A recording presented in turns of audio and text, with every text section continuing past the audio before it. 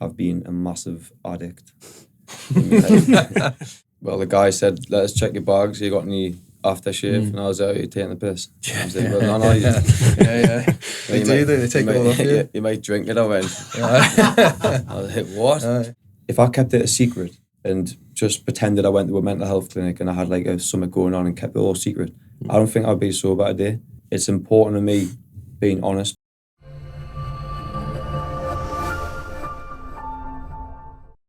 So guys, yes, welcome back to what's this now, the 5th episode now? Episode 5, brother. Episode 5, Brothers of Purpose podcast. Got our first guest on. I'm gonna let you do all the introductions, bro. No worries. We've got Alex Kitchen, really good mate of mine.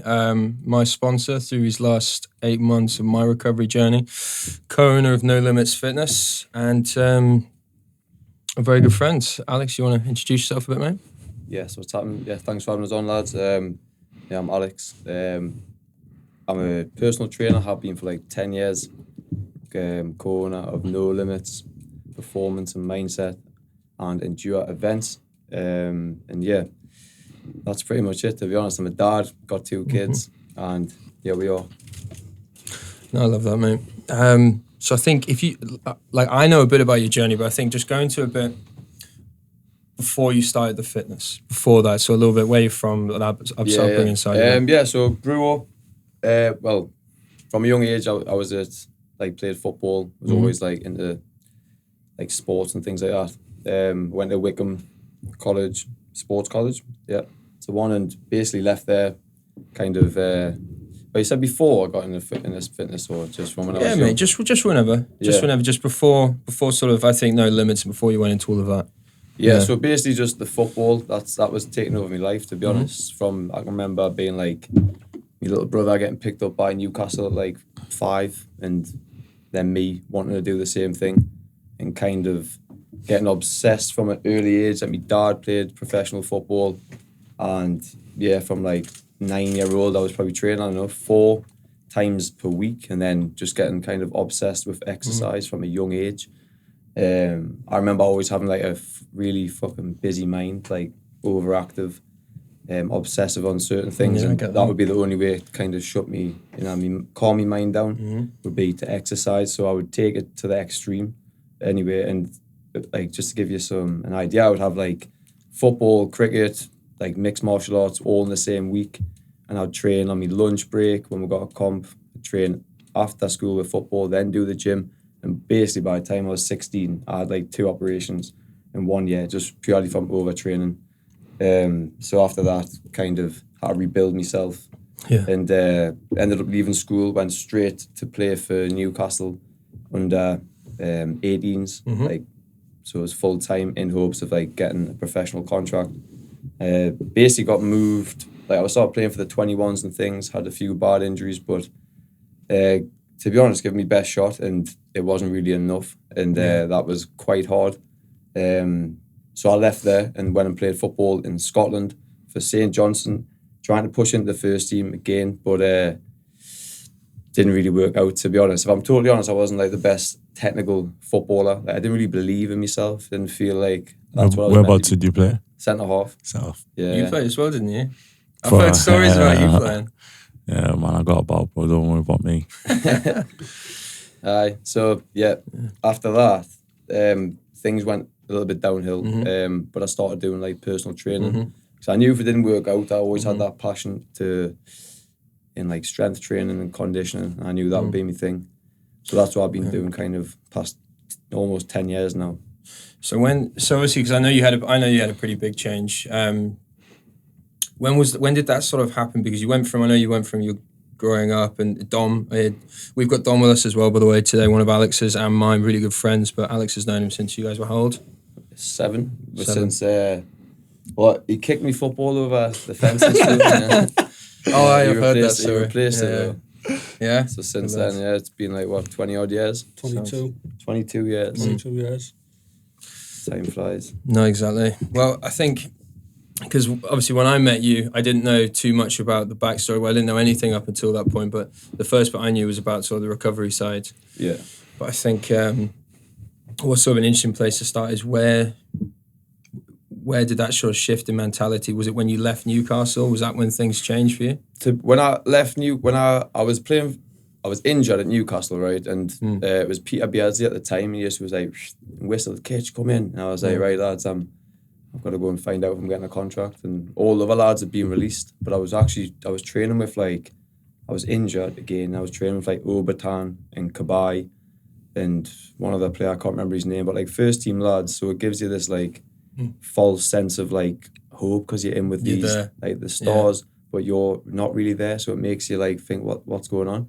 Anyway, they come to an end then. Forgot what your question was though. Well, it was just so. I mean, and also I know it was pretty abrupt, wasn't it? Didn't they sort of drag you on a bit there? Like So you were getting offers from other clubs as well, weren't you? I had like a few calls, like with like had a call from West Brom asking what the crack was in the season. I want to go down, and I remember my dad spoke like Willie Donaghy, who was an absolute legend to be honest, who really was pushing to help us. And they said no, we're not going to release him. There's going to be something, at least one more year, and like. I kind of believed them because they'd already got rid of the whole 21s who weren't kind of getting kept on. Yeah. And they did it like middle of May. Like the season was literally finished. And like they said, oh, look, we've been trying to push for something for you. But like basically the manager, Alan Pardew, doesn't want you. And John Carver and that doesn't want you. And I was like, fine, but why not tell us? Like, why not just tell us earlier? Like, why do that? Because now it makes it harder to go anywhere else. So I remember walking like out the training ground and I was like, I had teared up and that and I was like, fuck this. I was like, I'm not giving in, no way. So you still thought at that point? Like, I still thought at that point, I was like, I'm gonna do something, I'm not giving in. At least I'll give it my best shot. And if it doesn't work, like I tried my hardest.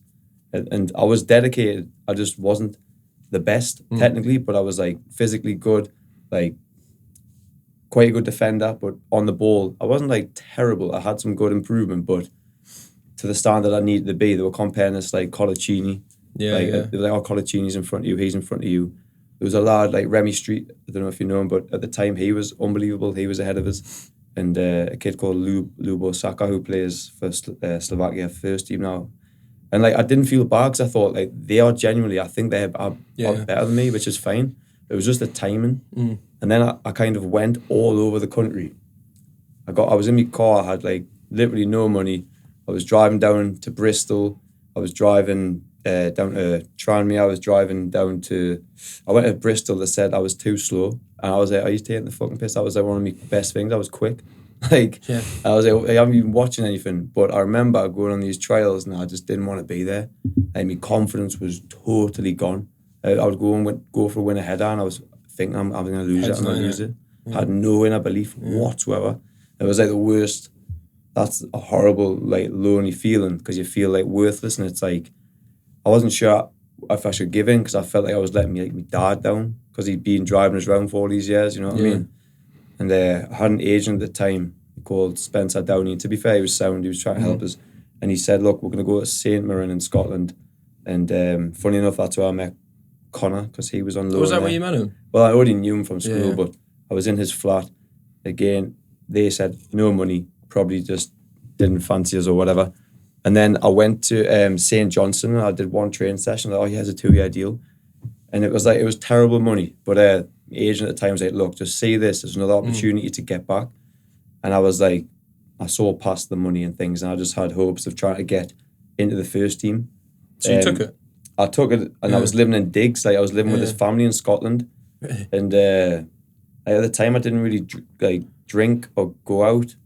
But to be totally honest, I was making terrible money. I was coming back at home on a weekend selling drugs on a Friday and Saturday night. Do you know what I mean? So it was like already then I was starting to go down the wrong route. You weren't doing that at that point? I was starting, like now I look back, I was starting to take diazepam, one a night, because I did 6 months off alcohol. And I remember this was on the non-banned substance list, diazepam. So I thought... Was it? Yeah. So that's mental. I have one of them, and on a Saturday, I'd go home and I'd have a couple more on a Saturday, but I wouldn't drink. And when I'm looking back, I'd say, what the fuck are you doing that for? And like, and selling drugs, like, nearly getting caught in police chases. Like, you know, I had a police chase to get away. Like, with money and drugs, and then I'm just like, what am I doing? Like, so already then I started to go down the wrong path, and then I was like, I don't want to be in this football. It's not working out because the manager basically pied us off. Like, I had a good attitude in that, and I did apply myself, but like little things like that were starting to creep in as I was realising I was getting pushed away from the first team and just pushed back to the reserves. So when did it sort of go? Because then I guess at some point there's probably like a switch where you just like, fuck this, I'm done. Well, it come round gradually because like I was travelling with the first team squad at St Johnstone, and I was playing pre-season friendlies, and we're going to Switzerland, Europa League, and I was like, this is fucking class. If I just have like a few games, I might get a chance. Never got a chance. I was on the bench or on the stand, and I remember like one night after training or a game, I just walked up, I couldn't drive, and I was like upset, and I was like, fuck this, I'm done with this. And Summit just like kept us to say, no, give it your best shot for the next sort of 6 months, and if it doesn't happen, it doesn't happen. And I got released, and I came back to like, Gateshead, and I had a trial for a trial game. Like, it's demoralising going on trials to pick the bases, but managers want you when you're like in your 20s now, they want you to have some experience. And I remember I was playing against Sunderland for Darlington, and it was a full Sunderland first team, and I went to my friends the day before, and it was like, yeah, you don't play football anymore, try one of these. Boom, cocaine, straight away, had a little go. And I'm like, what the fuck is this? You know what I mean? Yeah, been there, mate. And then it was just like, whoa, what is it? What I've been missing out on here? And I was trying to keep a hold of the football, but at the same time, I started like training people for literally £10 or £5 a session, like nothing, just for experience. Yeah. And early on, I remember I had a couple of clients and I was sneaking into a gym to train them. And already, that had got a hold of us. Now I look back, like, I would hate myself the next day. And I wouldn't do it for some 3-4 months again. But that was like starting off, and it just got kind of a bit worse from there. So that was sort of like the point that...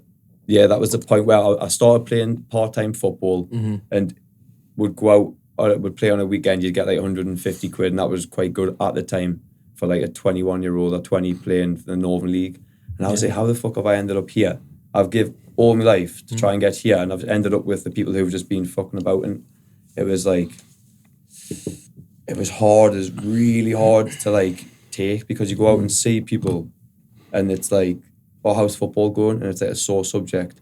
But that was your whole identity. Like, people don't care about you anymore. Like, oh no, I'm not playing football anymore if I'm playing here. Yeah. Oh, you're not like, what happened to Newcastle? What happened to Scotland? Like, what's happened? So do you reckon that was what sort of pushed you into your addiction and drugs? Well, in the Northern League type games, you go out and play, and then after, people are drinking pints. Yeah. So like, we started drinking pints after games, I think, like, and you know, I'd get, it's already part of the culture. and I would get away with it, but then I was getting a bit sick of it. I was doing the personal training, loving that, at a gym in Burnhamfield called Body Blitz. I started out there, and I remember like wanting to.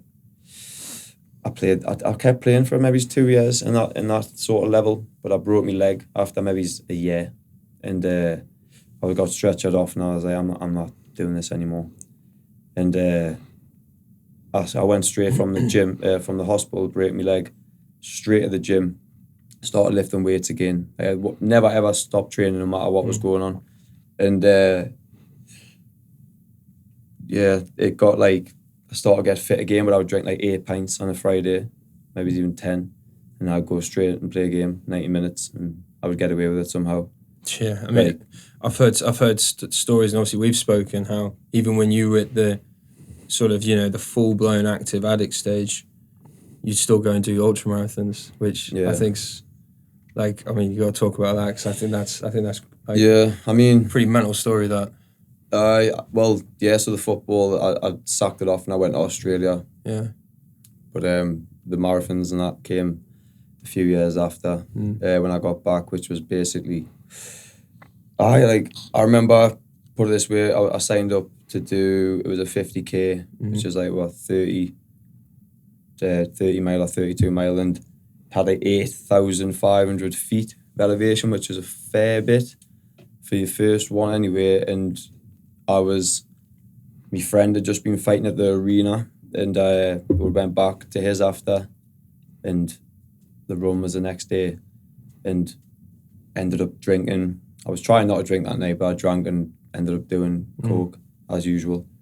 And the next day, things were getting pretty. This was like things were bad at this point. And the next day, I'd done me training like with people at the gym, and my friend come to pick us up to take us there, and I was asleep in a sleeping bag on the floor at the gym, and I was absolutely out of it. I took about 6 diazepam because I woke up and I couldn't cope with my mind. So at this point, me switching of addiction, now I've learned about it. I was taking diazepam, and he pulled us in the car and he drove us to Wales, and I didn't even speak to him. I just woke up in Wales, and then I was like, right, let's get a sauna. Had a sauna, had a cold shower, I got some food down us, and then we went to sleep, and the run was the Sunday. So I'd been taking like coke, then diazepam, and then went to sleep. Woke up and it was like 7 a.m. I'm at the bottom. It was like sea to summit, started next to the sea, and we're going up a mountain. And I was so rough. And the night before, when I got there, I took more sleeping tablets to knock myself out again. So I'm doing the run, and I'm like, memories just faded, and I'm like rough, and it's just wanting to punish myself. So I did it to punish myself. Yeah. It's a weird place to be, but I didn't want to take the drugs, but I got through that. And as soon as I got through the run, the only thing I wanted, I went straight in the hotel and all my muddy stuff, and I got a pint, and I dropped my pint on the floor, and everyone's like, what the hell? Got another pint, and then went out, and I literally looked around in the bar and found someone and picked them out in Wales and got coke. Like, absolutely crazy. But like, that was going on, but I'd still try and live the lifestyle of like someone, like an athlete. Like, so I'd eat, you know what I'm saying? It was crazy. Yeah, well, I relate to that though. Not the athlete side of it, but like how you can be high functioning and stuff. Oh yeah, I was speaking to guys in work the other day, Louis actually, and he was saying how he could barely ever tell whenever I came in. So yeah, because you mask it, you hide it, you learn to cope with it. But I like what you were saying there about punishing yourself. Do you think you'd always had that in you? Was that part of pushing yourself, or? I mean, when I was young, if I didn't feel good inside, I would go and make myself do something uncomfortable to feel good. And I knew that, like, I think that's a good thing if I can change how I'm feeling. But sometimes I'd end up changing how I'm feeling with the wrong things, and then have to pull myself out of that hole with the right things. If that makes sense. Like, I'd pull myself off my bed, rough or not, and I'd go to the sauna, to the ice bath, or to train, or all of them. So where do you think that stems from? Have you always had that? I don't know. I've always read stuff. Like, I've always read a lot of books and learned a lot, and I would try and apply this to my life in order to fix what's going on. But I didn't have the answers, as you know. But yeah, like saunas and ice baths. I haven't missed a day of cold showers since I got sober. But like even before that, I've done ice baths like on a weekly, or saunas and cold. I just feel like it makes you feel good, doesn't it? Oh, yeah. Besides the science, it makes you feel mentally like you can do anything. If you get your mind right, you're good to go, aren't you? Oh yeah, I mean, I get that fully. I'm sure you do as well with your training. But for me, since I've been in recovery, that it is a bit of the suffering. I think that I enjoy that. Yeah. I think it is pushing yourself, and also for me, I get that rush of dopamine through pushing myself. So I do get what you mean. I would say nothing worth. Well, you can argue this to an extent, but nothing worth having comes easy. Like everything worth having comes with some suffering, and it's not like pain, but it's like some hard work. That's what I think, anyway. So, out of all these experiences, what would you say has sort of been the turning point where you were like I'm done with this? Like, what was the key point? To be totally honest, and like not worried what people think of us, even though it's coming to my mind a little bit. One time I really knew that I was like proper fucked, was I had a birthday for like Jane, my girlfriend, booked at Ramside Hall, and I had my son on a Thursday, and basically like I was in deep in addiction, and even though I love my son, I couldn't like choose. I couldn't keep myself sober for him, which was crazy because I was like thinking I'm a terrible person for that, and I've learned a lot more about it now. But I went fishing with one of my friends, and we'd ended up taking sleeping tablets. I had my son with us, and then got on to end up having like a line of coke, and my son fell out the pram, and I took him to his mum. He had a banged head, and obviously that went down absolutely terrible. Yeah. And I literally, I was like, I'm just going to top myself now. I couldn't believe it, what I was doing, like, because it's mental, like that it takes us there. Yeah. Like I go out with my friend, I go fishing, and end up like taking it down then it upper, and then injuring, like not intentionally injuring my son, but he falls out of pram probably because I haven't strapped him in. Do you know what I mean? And anyway, I've dropped him back up at home with his mum, and I go out, like gone, phones off, and we'll go out. We'll go out all night long, and I don't come back for like 3 days. But we've been all over the place. We've spent like £2,500 on drugs, like getting hotels, like just out ahead. It's not, and that Sunday I came back, so I went out on the Thursday night. I'll come back on the Saturday, and I went to the gym. I went for a sauna. Still, I hadn't been asleep. But I went for a sauna to try and sort myself out. And my brother came with, he had Joel, and because obviously I couldn't look after myself, and Jane had just given back to us. It was like, you take care of him. She didn't know what I'd been up to. I was like a liar. I could have made myself look like I was quite normal. I was in the gym anyway, and one of my friends came along. I had a sauna. I was coming out. My dog was there, and I remember my vision started to go blurry, and the people were speaking to us, but it was coming in like slow motion. So you would move your mouth, and I would look, and I was like starting to trip. And I was like, yeah, ring an ambulance. And I was really thought I was dead. And my friend at the time, his advice was, no. What you need is loads of water and a massive line. I knew you were gonna say that. And he's dead now. He's actually dead, gone.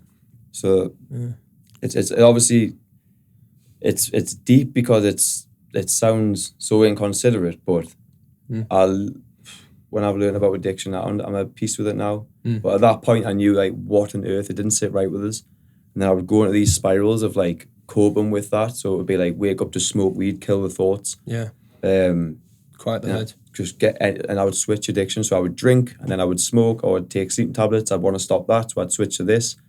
And fast forward, maybe another 2 years or a year, I'd went out. I went out to, I don't know, walk the dogs, and I think I came back like at least 24 hours later. That was like the longest dog walk in the world. And so it's 2 years between that first one and then so that when I knew I was something was seriously wrong with us, and I was just like, yeah, what's wrong with us? To me, brother, I've lost the plot. And it was 2 years between Yeah. And then the final thing that I was like, what on earth, I need to get help. I went out again for a long period of time without coming home, and I'd ended up getting in a fight in a bar, and with this we're getting threats. My mom's ringing the crisis team. And I get through to this guy from like the PFA, because I used to play football, so they look after you and help you for funding if you may need it in the future.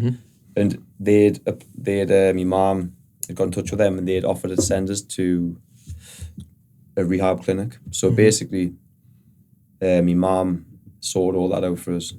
And this guy rings us. I'm on my bed, just like wanting to die, to be honest. And he said, I know what's going on. I know. I was thinking, how you doing? Because at the time I'm like, no one understands. Yeah. And he started giving us that like stories about himself that he'd done to break that barrier down. And I was like, oh, this guy actually sounds quite similar. And then he said, why don't you go here? Like, we'll pay for it. Like, all you gotta do is get out of work. And at the time I'm like, how on earth do I like say I'm going to rehab? I'm like a trainer. Like I'm meant to be, I think I'm this person who can run marathons and ultra marathons and do anything. But behind closed doors, I'm like fucking falling apart. And people are starting to see, like people actually start to ask questions, and like I'm doing, there's loads more stories like that are giving it away. Yeah. Like, missing that. It starts to crumble though, doesn't it? Yeah. And people start to see. And I went down there for like 28 months ago. And yeah, it was like the best thing I ever did, to be honest. Best thing I ever did. Yeah. So that was like Tony Adams, you heard of him? He was a footballer anyway. He set this clinic up for athletes. And I went there, and I went in, and basically, is that what that clinic was? The day I went down, I'd done my best to try and stop drugs. I had a counsellor or therapist who was like, right, Alex, do 7 days, no alcohol, no drugs. I went, it's easy. Went out on a Thursday, I had like 5 pints, you know what I mean? And then got the check-in back in with the woman, Mandy, she was called, and she was like, hey, done it? I was like, no, totally honest with you. Crumbled. She went, right, this week, just do the weed, don't do the alcohol. Again, crumbled. So I was like, look, I've got to go to this place. And the day I went there, I remember just popping into my friends, had one last blunt, went to the train station, and then this guy comes, oh, do you want a beer? On the train, and I'm like, obviously I should say no, but I was just like, yes. And what? I mean, can I have 2? And he's like, no, you can't have that. And then he comes and sneaks us a few. I'm drinking all the way there, stopping at Marks and Spencer's, getting 4 cans. I'm off. And I get off the train station. I'm walking past every bar till I get to the hotel, having a beer. Get there, have one last pint and send a picture at my brother. I was like, last one. My brother's probably thinking, well, load of shit. I've heard this before. And I didn't know how it was going to be the last one, but I knew I was fucking done with this shit. Yeah. It's like 5 years of my life that just went rapidly downhill, which I was trying to keep a secret from everyone and trying to make it look like I just went out and had a good time and was a normal person. But really, it was really, really terrible, to be honest. You wouldn't want anyone to go through. But you already know, don't you? Like, no, mate, I do.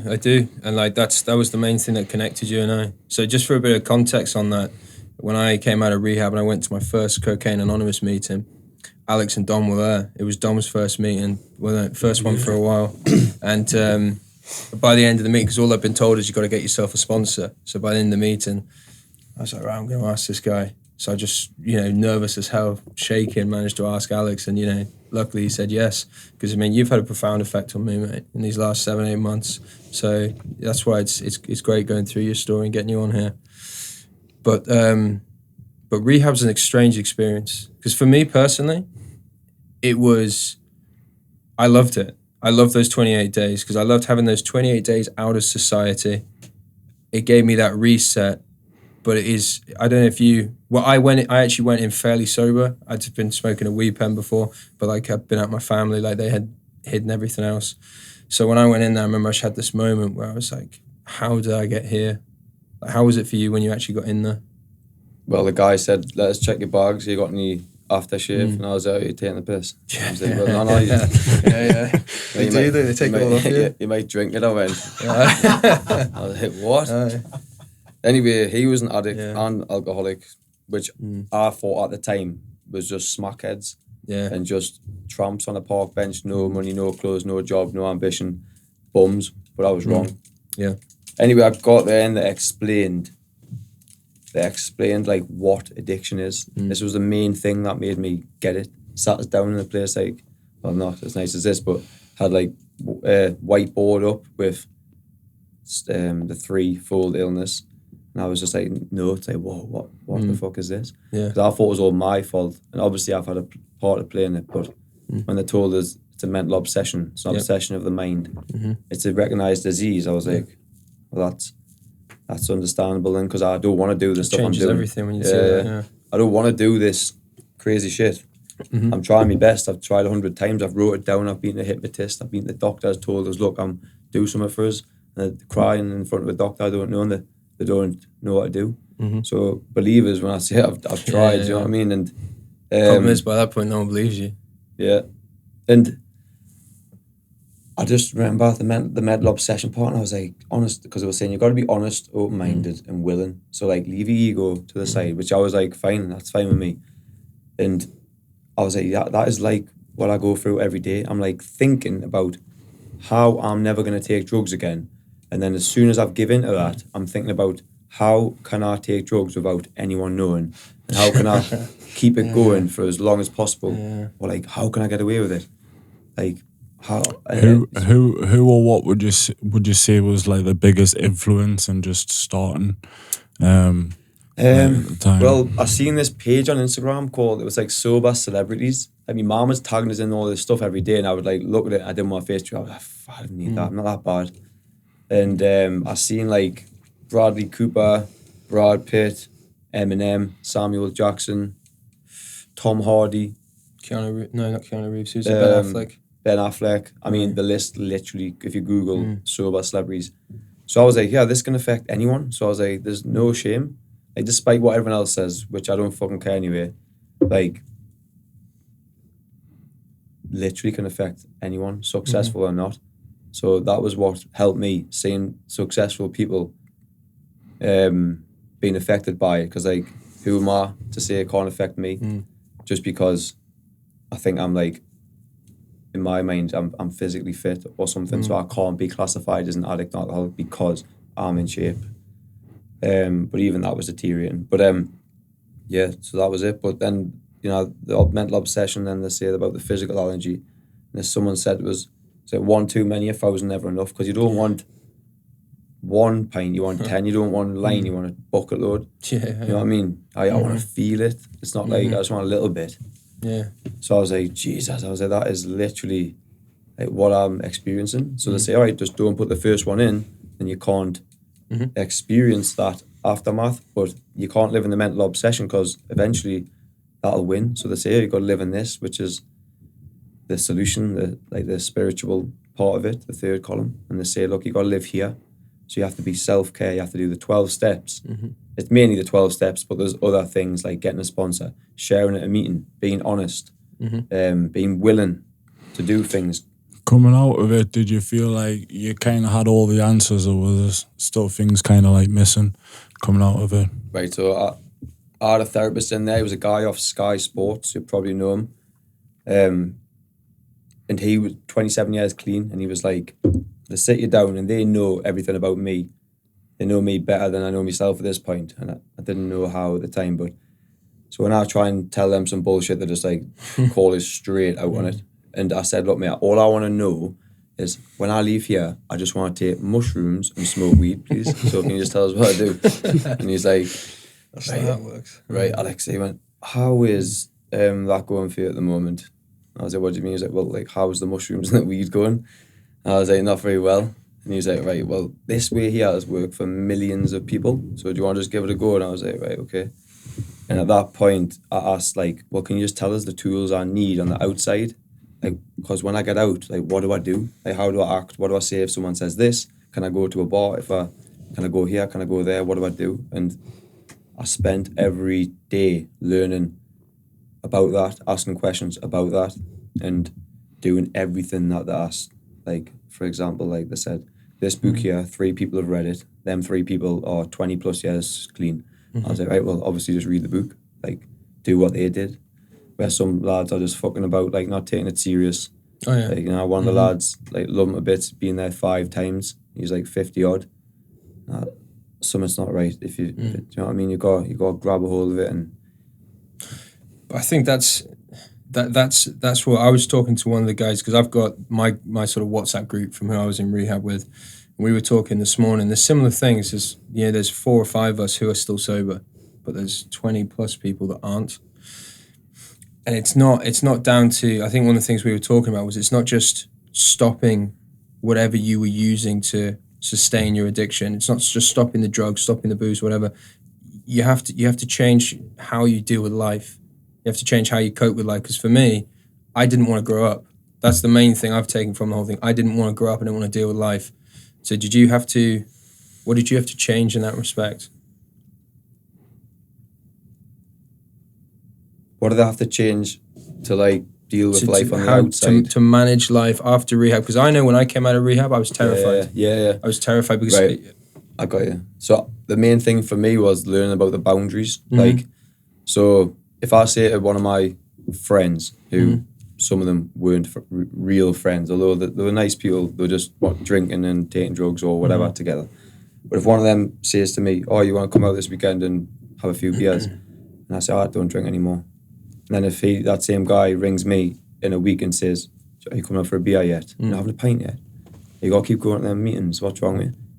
He's gone forever. There's not even a chance. He's just gone out of my life. See you later. Yeah. I would just, and I had to do that with anyone who stepped over that line and be like, look, man, I love you a bit, but if you ask us that again, like, I'll never talk to you again. So I'm doing this. So, like, that's how, that was the main thing. Straight away, bang, bang, everyone being honest. Yeah. Like being honest about it. Because if I kept it a secret and just pretended I went to a mental health clinic and I had like something going on and kept it all secret, I don't think I'd be sober today. So like it's important to me being honest, because then it gives other people the chance to maybe think, you know what it is, I could like do with stopping as well. Because ultimately, how bad does it need to get for people to go, you know what it is, I can't do drinking drugs properly. But it's always like, I'm not as bad as him, I'm not as bad as her. Yeah. It's like, I haven't been to jail, but you've lost your business. Yet. And it's all yet. It's like, someone doesn't get homeless overnight, someone doesn't get into jail, well, they could do one decision, but you know what I mean? But Dom? Yeah, I've got experience in that. Do you think, in general, not just an addict, do you think in general you grow from discomfort, you grow from tough times? Do you think that's how a lot of people become where they are? I mean, I would grow from this tough time as long as I don't repeat it. I mean, it's not exactly, it's talking about it, because I'm not repeating it. If I leave here and go and do it again, then I'm not saying like the respect for myself is gone, like, and everyone else just thinks like, what is this? Yeah. Like my life's got so much better because I feel like I've been honest about it and haven't repeated that same thing. Does that make sense? Oh yeah, definitely. No, because it was just because I think, because I like what you say, because you've got to be honest with it, you've got to own it, because one, I think everyone's going to have known anyway, really. At least I don't know about you, but for me, I thought no one knew. I thought I'd hit it really well, and then everyone was like, no, it was pretty clear. So I think you've got to own it, and it's got to be a part of you, something you carry with you, but it doesn't have to be in a negative way. But yeah, about like the tough times, I definitely think like you grow from them. I think from times like this and from things that are even physically and mentally hard, like that you put yourself in on purpose. Like I think you got to create your own struggle as well. Like things like that, I didn't create that on purpose. That was like an unfortunate thing that I've learned from. But on a daily basis, I think you should be putting yourself in. That doesn't mean you got to do a 10-minute ice bath. Yeah, but it might mean. How would you break it down to somebody who's, let's say, they're kind of like stumbling through life and, you know, they're very susceptible to experiencing the same thing as what you have? What would you say to that person? Like, how would you break it down to them? What would you say for them to start avoiding? What would you say for them to start someone leaning who's like into? on that same path with maybe drinking drugs or to an extent? Because the harsh reality of it is like, you know, there is a lot of people who are already experiencing this pain, they're already suffering in this way. But there's a message that needs to hit them in some sense, you know what I mean? So being someone who's kind of like been through that hell and had to come out the other side, what would you say to somebody who's literally walking into the fire? I guess the main thing is how bad does it need to get before you draw the line? Because it only gets worse, never better. And I've heard that, I've seen it, and experienced it. If you are like me, and when you put a drink or drug in, and things don't go how you planned it, for example, if you get a gram of coke and then you ring someone again and again all night, and you end up getting half an ounce or something that you never planned to, like, is that you being in control? And if your life is getting worse and worse, like, what has to happen for you to go, that's enough? Like, the little things start happening. You might lose a relationship, you might lose a job, you might crash a car, but like eventually people start dying from this stuff. Like, people start dying, things get so bad, and sometimes it's too late. So what I would say is keep it 100% real. If you're not intending to do this stupid shit and have this negative impact on your life, like, just draw the line. And the first thing you really do is reach out to someone and get help, like someone who's been through it potentially, and just ask what to do, because the help isn't really there. It's not like advertised or anything. So unfortunately, you have got to find it. But one thing I would say, there's no, like, you can't half-arse it. You've got to really want it. And the first step is literally just reaching out to somebody who's been through it, ask them what I need to do, and go and do it. And don't let things get so fucking terrible before you go, that's enough. Put your ego to the side. Like, just because you're fit, just because you got money, just because you think that you are whoever you may be, and you're probably not, because when you're getting in this state, reality becomes distorted. And I wish I'd heard someone tell me to do it, but the thing is, you got to want to do it yourself. You can't do it for your family, you can't do it for your kid, you can't do it for anyone else, you got to do it for yourself. And you can't think about, oh, I've got a stag do next year, I've got a wedding next year, what am I going to do then? Just think, today I'm not going to drink, I'm not going to use, because it ruins my fucking life. Let's just keep it real. I do things I don't intend. I do this to my girlfriend, I upset me mum, I'm robbing the peace of mind, I'm ruining my child's life, I'm ruining my work life, I'm killing my own happiness and potential. Like, just make that first move and reach out and find, and just do what they tell you to do if they've been through it. Yeah. So someone going through that experience has probably got a very distorted reality, or at least a very distorted sense of reality. If say you come out the other end and you get yourself in order and you have this new sense of clarity, along that process you probably learn a lot of things, because obviously when you're in that kind of space where the addiction has took over, a lot of things aren't really clear to you. So coming out the other end, now that you feel like you do have this new sense of clarity, what have you learned along the way, almost like with this fresh pair of glasses on? Because you're seeing things a lot differently to what you were when you were balls deep in the addiction, right? Yeah, it's like you're not as good as you think you are. You're not as good as I used to think I was at a lot of things. Like, put your ego to the side, be a beginner, learn off better people. But overall, like, it's just good to be alive, isn't it? Like, that's one thing. Like, I'm not like, oh, I've got to exercise today, oh, I've got to do it. It's like, I get to do this. Like, I'm blessed to be alive now. Yeah. And like, I just have that, like, more gratitude for life. And I know if I'm having a bad day, like, there's people way worse and it's going to pass. And as long as I don't put a drink or a drug in my body, things will never get as bad as it was, because that was fucking hell. But back to someone, you know, who's in that, one thing that helped me was someone saying was, look, Alex, you're climbing up the mountain now. Like, you might fall back down, but you're never going to give in. And I was like, I'm never giving in until I get sober. And I'll do whatever it takes. So that is what. And when you decide that, you probably will fuck up. But it's just about try again. Do all the things. Do all the things to keep your head right, like the sauna, the cold, the training, the running. That's why I love running so much. And just the clarity I've got now, like, I can do so much more. When I take drugs and drink, it sets us back 2 to 3 days, and I worked it out.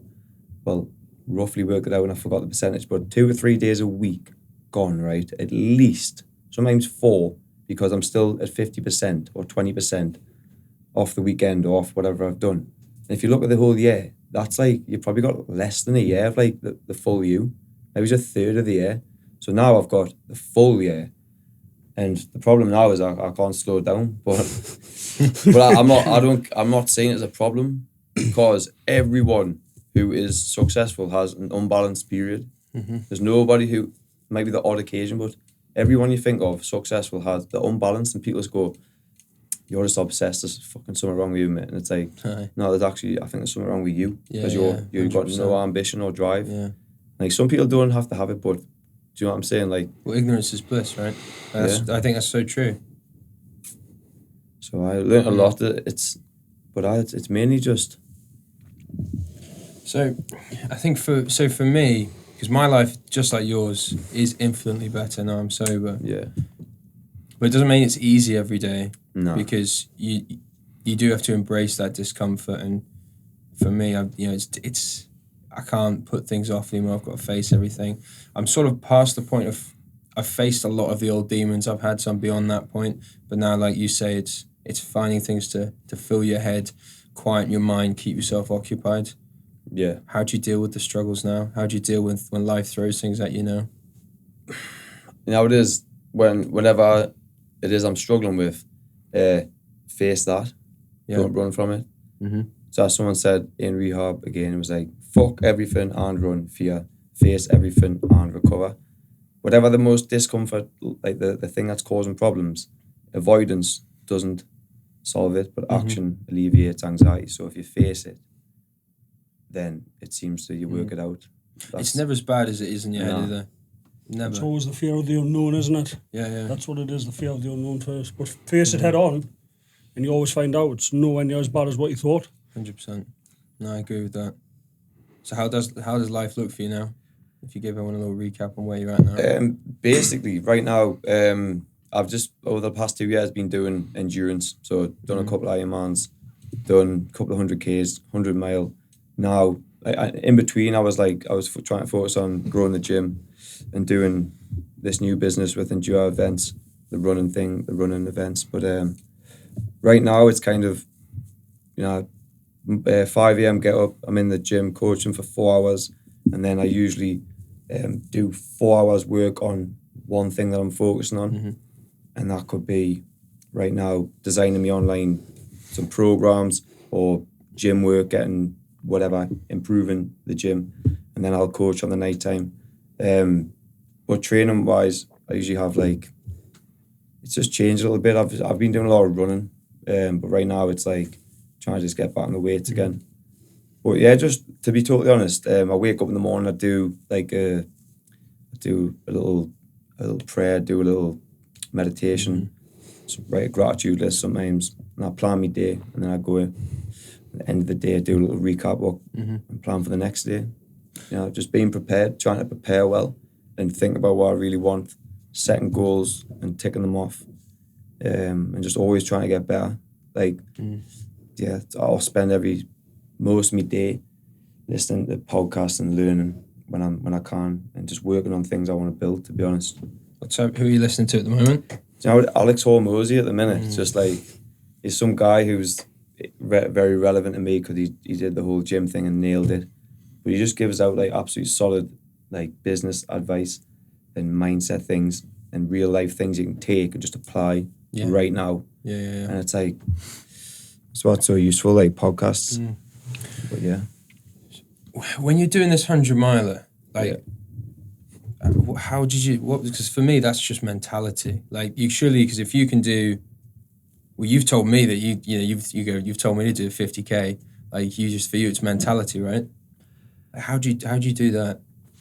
I don't know. It doesn't really bother us, the running.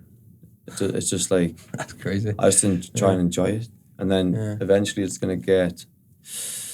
Eventually, the pain's gonna come, but that's why I signed up. So it's we'll enjoy it, and that pain's gonna make my next 2-3 days, maybe one day, amazing, because I'm gonna love normality and relaxation, and I don't appreciate that without that, which is why I do it. Do you know what I mean? Yeah, and I love that. How do you feel about the state of the health and fitness industry at the minute? From coaches to people getting into the health and fitness industry, good influences, I mean, influences. The people who I learn from probably aren't the most popular to the average person, which blows my mind because they're the best people. But some people are just drawn to influencers, like you said, and people who are just posting, and not that there's anything wrong, but people who are just posting how their workouts, and then on social media you can claim to be whoever you want, and you might not actually be the real deal. People might not appreciate the differences between, say, a good coach who knows how to do X, Y, and Z. What would you say is the difference? Well, so if I put it this way, a workout, right, is different to training. Yeah. So I could right now go and tell you, go and do 400 meter run, 20 burpees, 100 squats, and then do 50 bench press with 60k, and you'd be fucked, right? Do 5 rounds of that, please. And you think, fucking hell, he's an unbelievable trainer. I'm absolutely fucked. But what they don't realize is that doesn't get you in shape. It's progression over time. Like doing the same boring lifts, not changing all the time, and adding a little bit of weight or reps over a significant time period. And the way that your trainer is going to lay out the program for you, like everyone should train a little bit different, but the fundamentals are going to be very similar. Like the exercise selection and things like that might change. If it's an older person, I'm not going to get them to do heavy back squats, but they might be able to do, say, reverse lunges or step ups. So it's all about like the way they're going to lay the program out. And if you're talking about like nutrition and things like that, that's going to, and I'm not a nutritionist, but any trainer or any coach should have a decent understanding on that, in my opinion, because everything you do outside of the gym is what gets you in shape, not the 4 hours you do in the gym. It's way more than that. It's 4 hours a week in the gym. It's not enough unless you're doing all the things on the outside, which is stress management, daily movement. So like going to sleep on time, taking saunas, taking massages, doing some stretches, eating well, hydrating. So that's the difference, I think. They're going to be able to tell you what you need to do, like not for the next 3 or 4, 5 weeks to give you hard workouts, but for the rest of your life.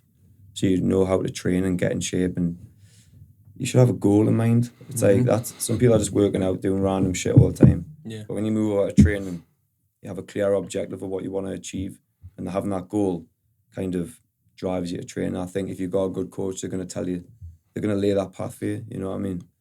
Keep you motivated, but obviously you're not always going to be motivated. But so I get that. I mean, you both train me, so I see different sides of that. But I see that common thing in both of you, which is that also it seems to me that it's that long-term goal, but it's being very honest about what it takes as well. Yeah. I think you when I first came, I remember when I first trained with you, so uncomfortable. I was going through that discomfort, but you did help me through that, just as you did. I remember when I called you as soon as I came out of rehab, you're like, yeah man, get straight back in.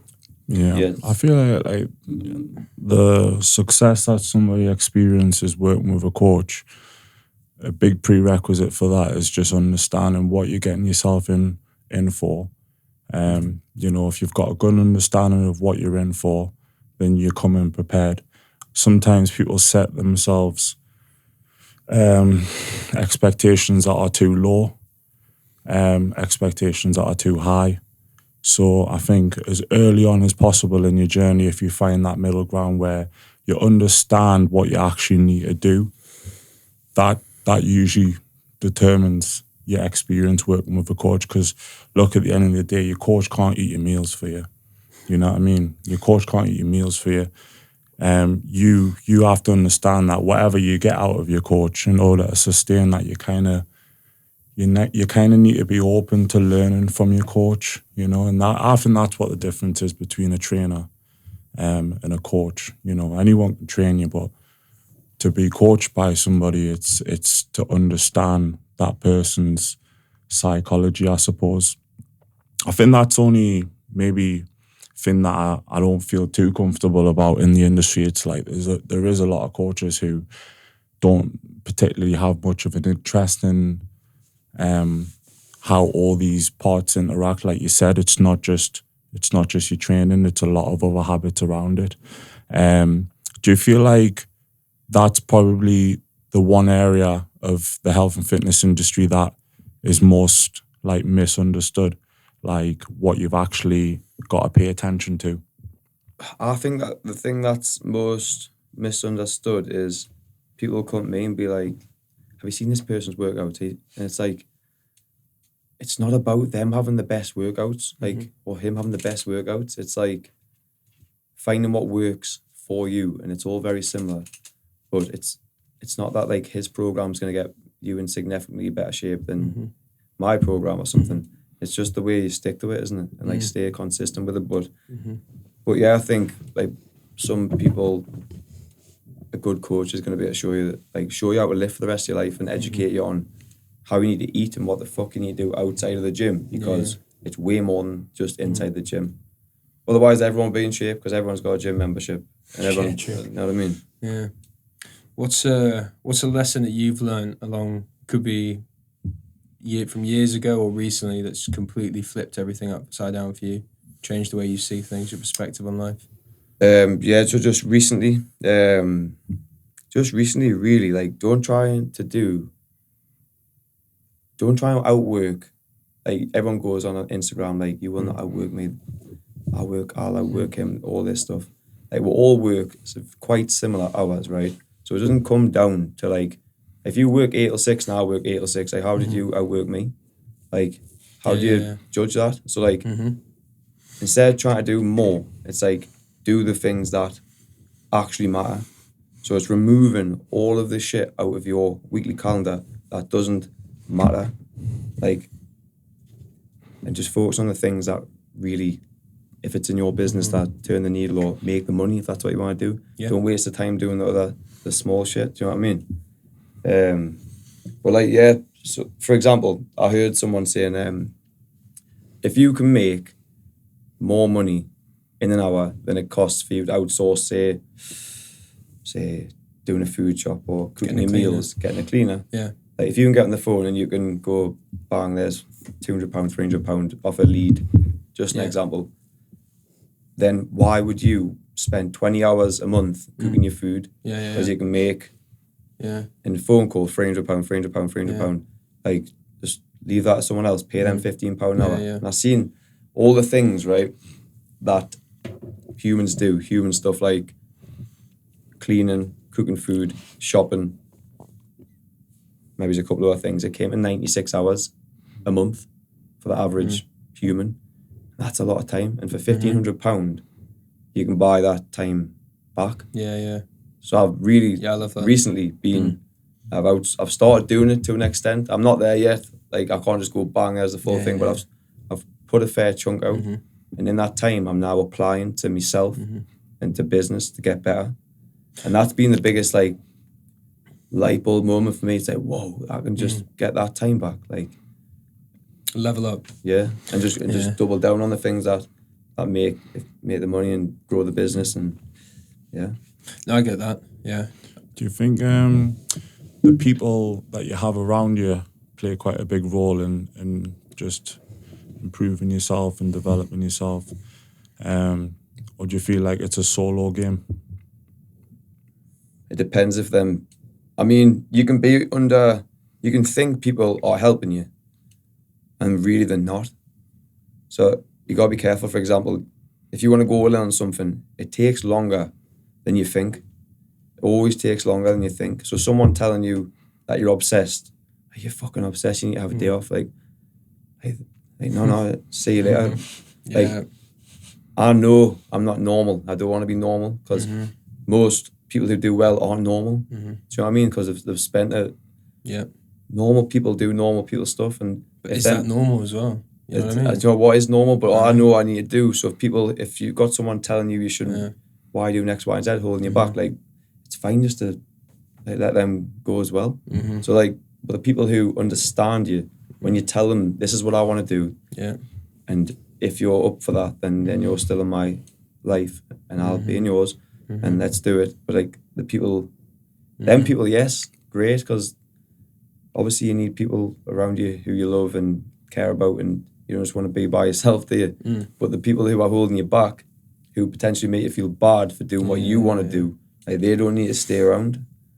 Do you know what I mean? So I guess it depends. Yeah, no, well, I mean, I get that. I think through my recovery, I've had my ambition come back, I've had my drive come back, I've cut a lot of people out who have had to, and I have some very good friends I might not see as often. I spend more time with everyone in this room. But I think that's been an adjustment, and you still, at times, you do still feel that loneliness, or you like, other people might not relate. But you obviously, you've got your business partner through No Limits. Yeah. You know? That's a great example. Like, like I put him through some shit. Do you know what I mean? And he's stood by us, and so that relationships like that, people who've seen you at your worst and still there, like even my girlfriend, family, brother. I haven't got like a great deal of friends. Like, I speak to people like used to, a couple of other people, and the people at the gym. Like that's about it, to be honest. I don't really. For people, obviously, I might not know you as well, bro. Which is pretty much everyone. I'm sure there'll be people tuning in who already understand a bit about your story. But for the people that don't, perhaps, would you what would you say you'd want to tell people about yourself that at a glance, not necessarily making a snap judgment, but at a glance they might not expect that about you. Because I always feel like there's a part of each person that you meet that you can evaluate that from a snap judgment, but there's also something that you don't know about that person. What would you say that is for you? I don't fully understand the question. So like for you, when you meet someone, there's obviously there's a certain set of assumptions that people make about you and that you might make about them. But for you, what do people tend to assume about you? And what do they get wrong with that? What do they get wrong in that assumption? Oh, well, if I meet someone who doesn't really know us, and then we get talking and they just assume I'm always in okay shape. Like, if I brought up this, what I actually went through, they would never have. They would never have thought that. But it's, I guess, like, I don't know. Just people aren't gonna know unless they know of it. No. Do you know what I mean? But like, you never know what's going on in someone's life. That's the thing. But yeah, people don't probably make the assumption that have been a massive addict. They probably just think he's a fairly normal kid who likes run. Like they'll probably think I do like running, like training, but really been through some crazy times, and I'm still here. It's all good. Yes, you are, mate. That's for sure. And would you say like you're more just now at a place where you're just happy and content with who and what you are? And mate, my head's still a crazy place, to be totally honest. At times, like, it's still hard. I'm not gonna say that. Like, I'm sober, I'm alive, I'm grateful, but I have bad days. Like me family, Jane will know that, and some of me close friends. But it's hard to live with my head, and there's probably millions of people like that. Of course there is, but I'm just not feeling sorry for myself and using drugs as an outlet anymore. I just know this bad day will be a bad day, and even if it's a bad day, I can still pretend I'm having a good day to everyone I'm coming into contact with, and try not be selfish and self-absorbed. Do you know what I mean? And I know if it's a bad day, I can do these things, and I can feel good again. I don't need to go and wreck my fucking life and change how I feel with the wrong things. But overall, like, I wake up and I'm like happy to be alive. I get up and I'm like, I have bad days where I can't be bothered, but it usually comes down to just being a little bit like, are you feeling sorry for yourself? Are you being a little bit lazy? Is there something genuinely bad that you need to talk about with someone? Just go and face it, whatever it is. Like, you can solve it. So yeah, not really ever making excuses. Just trying to be honest, work hard, and get better and take action. Do you feel like now there's anything that you still struggle with, or?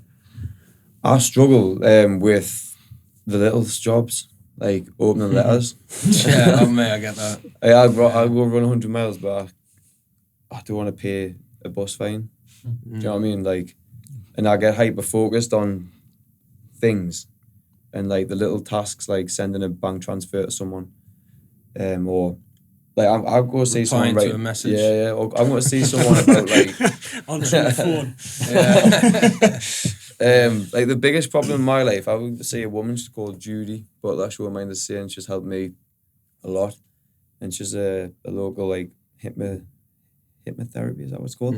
Anyway, I've seen her for a few problems in addiction and now, and she said like, what's the worst thing in your life now? Why are you here? And it was my attitude on money. So like, I can't really explain it, but I won't want to, like, I've probably got the most I'm making the best I've done in my life, and I'm not wasting it. But I won't check my bank because I'm scared in case I say go down. And it's like, so then I don't know whether to spend or save. And she's been helping us with that. But like, that was my biggest problem in my life. Like, a little bit of financial insecurity or not understanding whether I should save, spend, or what you're meant to do. Yeah. And then feeling bad for spending money on myself. But I don't buy like anything. I wouldn't waste money on like materialistic shit. It's just experiences. Yeah. So she's just explaining like, look, you could deserve this. But that was just old thoughts from when I used to go and blow money on drugs. I used to live like a fucking tramp for a month now. We're having beans on toast. I'm spending no money because I've spent it all on the weekend. So now I need to like let it accumulate so I can look at it and pretend, oh, it's all right, it's all right, and then do it again. So now the problems are way smaller. These are the problems I used to wish for. When I got out of rehab, I had like a £6,000 electricity bill. I owed my dad £2,000. I owed a flooring company guy £4,000. I owed the tax man £3,000. And as soon as I got out of rehab, I was on the phone to the Eon like, let's fucking go, let's sort it out. And everything's a lot better now. Like, anyone who wants to get... If drinking drugs are slowing you down in your life, like, and that's the one thing, like, life's so much better without it. Like, you have a drink at a wedding or whatever you're worried about missing out on it. It's good for an hour to 2 or 3 hours, and it ruins the next. Do you feel like people who do drinking drugs are like hypnotized, like they're still asleep or no, I can't really. Like, I sometimes like, I just can't picture myself doing it, and I just no. I'm like, if someone have 2 drinks, and then I'm like, what the fuck are you doing there? And then they just stop. How have you just done that?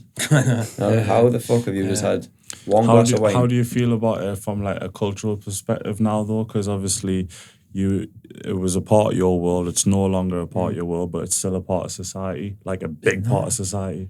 So, do you have an opinion on it at all? It's totally like, if people can do it and have a good time and not ruin their life and the family's life and everything else, like, brilliant. Like, I envy it. I wish I could do that, but I can't because I've got 1,000 attempts with terrible stories each time to prove it. I can't do it. So like, why try again? Do you know what I mean? How did you move? So when you were talking about when you got out of rehab and you started facing everything head on, one of the things for me was I was confident where I was at. I was confident of, right, I'm going to do this. I'm going to go through this journey and I'm not going to look back.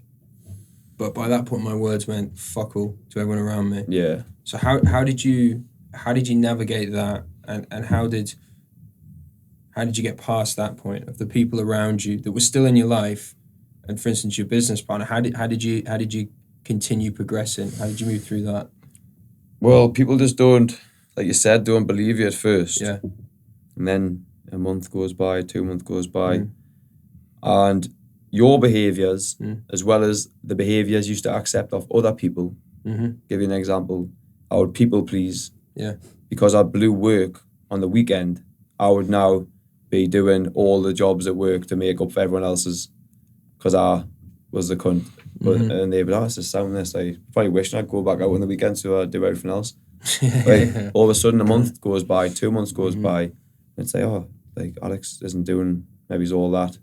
Not just at work, but in other things. And it's like, then they start to treat you a little bit different. Yeah. It's like, oh, he's being serious. Like, you turn up to work on time, you're doing what you said, you're looking fresher, things are getting better in every area of life. And then they start taking you a bit more serious. Yeah. And then people start to remind you of the old things you did. And if they do that more than one time, and why do they need to keep bringing it up? And you quickly remind them about that, and then you move on. And just they take you serious and things just get better, and it's the best thing I've ever done. And now I don't need to like people please to make up for things I've done. I don't need to make all these apologies for things I've done. It's just nice waking up with like a clear mind. Do you know what I mean? Yeah, mate, I love that. So I think to wrap it up, what would you say? What would be some of the just key points of advice you give to someone? Not necessarily someone struggling with addiction, but someone that's not where they want to be. Well, just get in shape first of all. If you're not in shape, like it's because you're probably you're eating too much food. So stop blaming other people. Eat the right things. You can actually eat fucking loads of food if you eat the right food. Like, can't you will know because you're fucking massive. So like, eat the right foods, right? If it's natural foods, eat a lot of it and just minimize the shit. Yep. Get your diet right. Go to bed on time. Set an alarm to go to bed instead of the morning. Drink water. Set goals. Lift weights. Walk or run, any form of cardio, do saunas, do cold, get your mind right. And when your mind's right, you can do anything you want, like literally anything you want, because it's only your mind that's telling you otherwise because you're feeling shit. And it's like self-pity, like feeling sorry for yourself or making excuses. Just put all that shit aside and just look at the truth, like, and start wherever you are. Like, I'm not where I want to be, but it's just about every day, like, putting the work in so you can get there. Do you know what I mean? It's like, but I just think everyone should try and get in shape because it makes your life better. No one got in shape before. My life's so much worse now. Do you know what I mean? It gives you so much more energy and clarity and focus. And motivation comes from doing it. Motivation comes from the times you did it when you weren't motivated. So you're not motivated, you did it. Next time, it's like, oh, I feel a better day. It's like, fucking let's go. So it doesn't really exist, does it, to be honest? Like you got to do it regardless. You got to be like a fucking just a robot, like, who doesn't listen to the negative thoughts in your mind and just do things anyway. But yeah, that's what I would do. Love that. Cheers, man. Cheers, man. Sick. Appreciate having on.